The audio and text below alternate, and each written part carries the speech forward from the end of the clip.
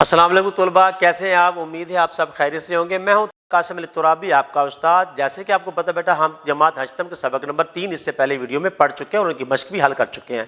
اس video میں ہم جو ہے سبق نمبر 4 پڑھیں گے، جس کا عنوان ہے حضرت خالد بن ولید رضی اللہ تعالیٰ عنہ۔ حضرت خالد بن ولید صحابہ کرام میں ممتاز مقام رکھتے تھے۔ سپاہ گری میں بھی آپ کا مضبوط جسم تھا، سفیدی محل چہرہ تھا، اس میں گھنی داڑھی تھی۔ آپ کے والد بزرگوار کا نام جو ہے ولید بن مغیرہ رضی اللہ تعالیٰ عنہ تھا، اور آپ کی والدہ ماجدہ کا نام لبابہ تھا۔ تو چلتے ہیں اپنے سبق کی طرف اور دیکھتے ہیں کہ مصنف نے آپ کے بارے میں کیا کیا معلومات فراہم کی ہیں۔ حضرت خالد بن ولید رضی اللہ تعالیٰ عنہ، سبق نمبر 4۔ حضرت خالد بن ولید رضی اللہ تعالیٰ عنہ کا شمار تاریخ اسلام کے نامور اور بہادر مجاہدوں میں کیا جاتا ہے۔ آپ رضی اللہ تعالیٰ عنہ کی کنیت ابو سلیمان اور لقب سیف اللہ تھا۔ آپ رضی اللہ تعالیٰ عنہ کے والد کا نام ولید بن مغیرہ اور والدہ کا نام لبابہ تھا، اور آپ رضی اللہ تعالیٰ عنہ کا تعلق قبیلہ بنو مخزوم سے تھا۔ بنو مخزوم عرب کا ایک معزز قبیلہ تھا۔ آپ رضی اللہ تعالیٰ عنہ کا قد لمبا، جسم مضبوط اور چہرہ سفیدی مائل تھا، جس پر گھنی داڑھی تھی۔ آپ رضی اللہ تعالیٰ عنہ بہادری اور فن سپاہ گری اور تدابیر جنگ کے اعتبار سے تمام صحابہ کرام رضوان اللہ علیہم اجمعین میں ایک خصوصی امتیاز رکھتے تھے۔ آپ رضی اللہ تعالیٰ عنہ کے اسلام قبول کرنے کے بارے میں مختلف روایات ملتی ہیں۔ سب سے مستند روایت مسند احمد بن حنبل رحمۃ اللہ علیہ کی ہے۔ اس کی روح سے حضرت خالد بن ولید رضی اللہ تعالیٰ عنہ کے اسلام قبول کرنے کا زمانہ 6 ہجری اور 8 ہجری کے درمیان کا ہے، یعنی پیغمبر اسلام حضرت محمد رسول اللہ صلی اللہ علیہ وسلم کی مدینہ منورہ کی طرف ہجرت کے 6، 7 اور 8ویں سال۔ حضرت عمر بن عاص رضی اللہ تعالیٰ عنہ جب اسلام لانے کے قصد سے حبشہ سے چل کر عرب آئے اور اس کے لیے مدینہ منورہ کا رخ کیا، تو راستے میں قریش کا ایک اور خوش قسمت شخص اسی غرض سے مدینہ منورہ کا رخ کرتا ہوا نظر آیا۔ یہ شخص حضرت خالد بن ولید رضی اللہ تعالیٰ عنہ تھے۔ آپ رضی اللہ تعالیٰ عنہ بھی اسلام قبول کرنے کی نیت سے ہی مدینہ منورہ جا رہے تھے۔ حضرت عمر بن عاص رضی اللہ تعالیٰ عنہ نے ان کو راستے میں دیکھ کر پوچھا، کہاں کا قصد ہے؟ تو آپ رضی اللہ تعالیٰ عنہ کا جواب تھا، خدا کی قسم میرا دل کہتا ہے کہ یہ شخص حضرت محمد رسول اللہ صلی اللہ علیہ وسلم یقیناً اللہ کے نبی ہیں، اسی لیے اسلام کا شرف حاصل کرنا چاہتا ہوں۔ آخر کب تک یوں ہی گمراہی کے اندھیروں میں بھٹکتے رہیں گے؟ چنانچہ یہ دونوں ایک ساتھ خدمت نبی صلی اللہ علیہ وسلم میں حاضر ہوئے، اور پہلے حضرت خالد بن ولید رضی اللہ تعالیٰ عنہ اور پھر حضرت عمر بن عاص رضی اللہ تعالیٰ عنہ مشرف با اسلام ہوئے۔ اسلام قبول کرنے کے بعد حضرت عمر بن عاص رضی اللہ تعالیٰ عنہ مکہ مکرمہ لوٹ آئے، مگر حضرت خالد بن ولید رضی اللہ تعالیٰ عنہ نے مدینہ منورہ میں ہی مستقل قیام اختیار کر لیا۔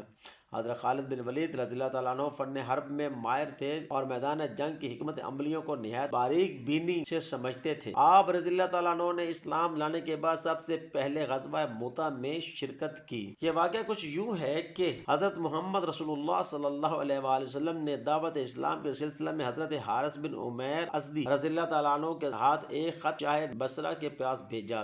یہ صحابی خط لے کر مقام موتا تک پہنچے تھے کہ شرجیل بن عمر غسانی نے انہیں شہید کر دیا۔ نبی کریم صلی اللہ علیہ وسلم اور عام مسلمانوں کو ان کی شہادت کا سخت رنج ہوا، چنانچہ آپ صلی اللہ علیہ وآلہ وسلم نے ان سے جنگ کے لیے 2000 مسلمانوں کا لشکر حضرت زید بن حارثہ رضی اللہ تعالیٰ عنہ کی سرکردگی میں روانہ کیا اور ہدایت فرمائی کہ اگر حضرت زید بن حارثہ رضی اللہ تعالیٰ عنہ شہید ہو جائیں تو حضرت جعفر طیار رضی اللہ تعالیٰ عنہ ان کی جگہ لیں، اور یہ بھی شہید ہوں تو حضرت عبداللہ بن رواح رضی اللہ تعالیٰ عنہ قیام مقامی کریں، اور اگر وہ بھی شہید ہو جائیں تو لشکر اپنے سپہ سالار کا انتخاب خود کرے گا۔ جب حضرت محمد رسول اللہ صلی اللہ علیہ وسلم کی بتائی ہوئی ترتیب کے مطابق تینوں صحابہ کرام رضوان اللہ علیہ اجمعین نے میدان جنگ میں جام شہادت نوش فرمایا، تو اسلام کا علم حضرت خالد بن ولید رضی اللہ تعالیٰ عنہ نے سنبھال لیا۔ مسلسل 3 سپہ سالاروں کی شہادت سے مسلمانوں کے حوصلے پست ہو چکے تھے، اس لیے وہ دشمن کو دوبارہ شکست تو نہ دے سکے، مگر حضرت خالد بن ولید رضی اللہ تعالیٰ عنہ اپنی جنگی قابلیت سے باقی ماندہ فوج کو بچا لائے۔ اسی جنگ میں حضرت خالد بن ولید رضی اللہ تعالیٰ عنہ کے ہاتھ سے 9 تلواریں ٹوٹی تھیں، جس کے صلہ میں حضور نبی کریم صلی اللہ علیہ وسلم نے آپ کو سیف اللہ کا لقب عطا فرمایا، جس کا مطلب ہے اللہ کی تلوار۔ نبی کریم صلی اللہ علیہ وسلم کے وصال کے بعد امیر المومنین حضرت ابو بکر صدیق رضی اللہ تعالیٰ عنہ کے دور خلافت میں جب فتنوں نے سر اٹھایا تو حضرت خالد بن ولید رضی اللہ تعالیٰ عنہ نے ان مارکوں میں بھی اور خصوصاً جنگ یمامہ میں مسلمان فوجوں کی سپہ سالاری کی ذمہ داری قبول کی اور ہر محاذ پر فتح مبین حاصل کی۔ امیر المومنین حضرت عمر عمر بن خطاب رضی اللہ تعالیٰ عنہ کی خلافت کے دوران رومیوں کے خلاف لڑی گئی جنگوں میں بھی آپ رضی اللہ تعالیٰ عنہ نے اسلامی فوجوں کی کمان سنبھالی اور بہت زیادہ فتوحات حاصل کی۔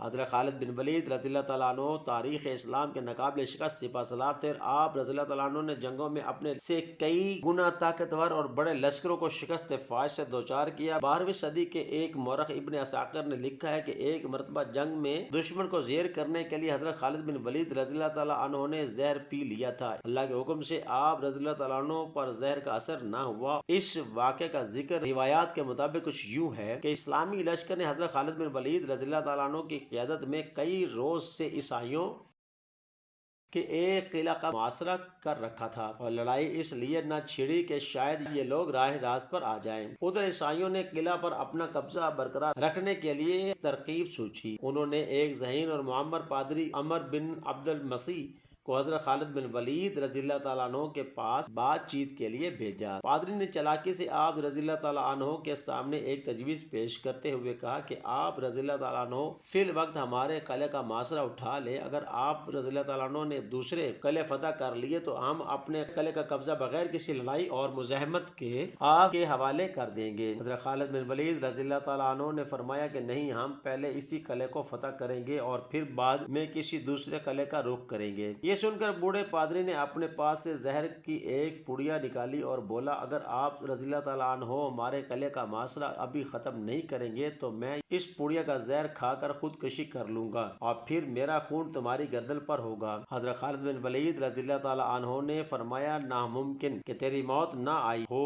اور تو مر جائے۔ بوڑھا پادری بولا، اگر تم ایسا یقین رکھتے ہو تو لو پھر یہ زہر کی پڑیا پھانک کر دکھاؤ۔ یہ سن کر حضرت خالد بن ولید رضی اللہ تعالیٰ عنہ نے زہر کی پڑیا پادری کے ہاتھ سے لی اور بسم اللہ پڑھ کر زہر کی پڑیا پھانک لی اور اوپر سے پانی پی لیا۔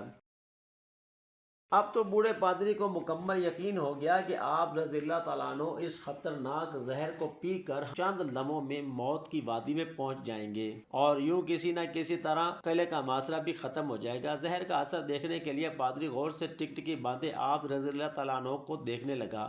آپ رضی اللہ تعالیٰ عنہ کے بدن سے پسینہ نمودار ہونے لگا۔ پادری دل ہی دل میں خوش ہونے لگا کہ زہر کا اثر شروع ہو چکا ہے، لیکن اللہ نے آپ رضی اللہ تعالیٰ عنہ کو زہر کی ہلاکت سے محفوظ رکھا۔ آپ رضی اللہ تعالیٰ عنہ کے بدن سے چند منٹ پسینہ نمودار ہونے کے بعد آپ رضی اللہ تعالیٰ عنہ کی کیفیت اعتدال پر آ گئی۔ پادری نے اپنی آنکھوں کے سامنے حضرت خالد بن ولید رضی اللہ تعالیٰ عنہ کا جذبہ ایمانی دیکھا تو حیران پریشان رہ گیا۔ حضرت خالد بن ولید رضی اللہ تعالیٰ عنہ نے پادری سے مخاطب ہو کر فرمایا، دیکھ لو، اگر موت نہ آئی ہو تو زہر بھی کچھ نہیں بگاڑ سکتا۔ پادری کوئی جواب دیے بغیر آپ رضی اللہ تعالیٰ عنہ کے پاس سے واپس قلعے کی طرف بھاگ کھڑا ہوا اور اپنی قوم سے کہا، اے لوگو، میں ایسی قوم سے مل کر آیا ہوں کہ خدا کی قسم اسے مرنا تو آتا ہی نہیں، وہ صرف مارنا ہی جانتے ہیں۔ جتنا زہر ان کے ایک آدمی نے کھا لیا ہے، اگر اتنا پانی میں ملا کر ہم تمام اہل قلعہ پی لیتے تو یقیناً مر جاتے، مگر اس آدمی کو مرنا تو درکنار، وہ بے ہوش بھی نہیں ہوا۔ میری مانو تو قلعہ اس کے حوالے کر دو اور ان سے لڑائی نہ کرو۔ معمر پادری کی بات سن کر عیسائیوں نے وہ قلعہ بغیر لڑائی کے حضرت خالد بن ولید رضی اللہ تعالیٰ عنہ کے حوالے کر دیا۔ مسلمانوں کو یہ فتح بغیر کسی جنگ کے صرف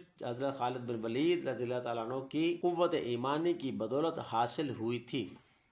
اسلام کا یہ مرد مجاہد ہر جنگ میں شہادت حاصل کرنے کی تمنا لیے شریک ہوتا رہا، مگر شہادت نصیب نہ ہو سکی۔ بھلا جسے دربار رسالت سے اللہ کی تلوار کا لقب مل چکا ہو، اسے کوئی کس طرح شہید کر سکتا تھا؟ اسلام کے اس عظیم سپاہی نے 22 ہجری میں مدینہ منورہ میں وفات پائی۔ آپ رضی اللہ تعالیٰ عنہ کی وفات کے وقت مدینہ منورہ میں ایک کوہرام برپا تھا اور لوگ اس عظیم مجاہد کی جدائی میں غم سے نڈال تھے۔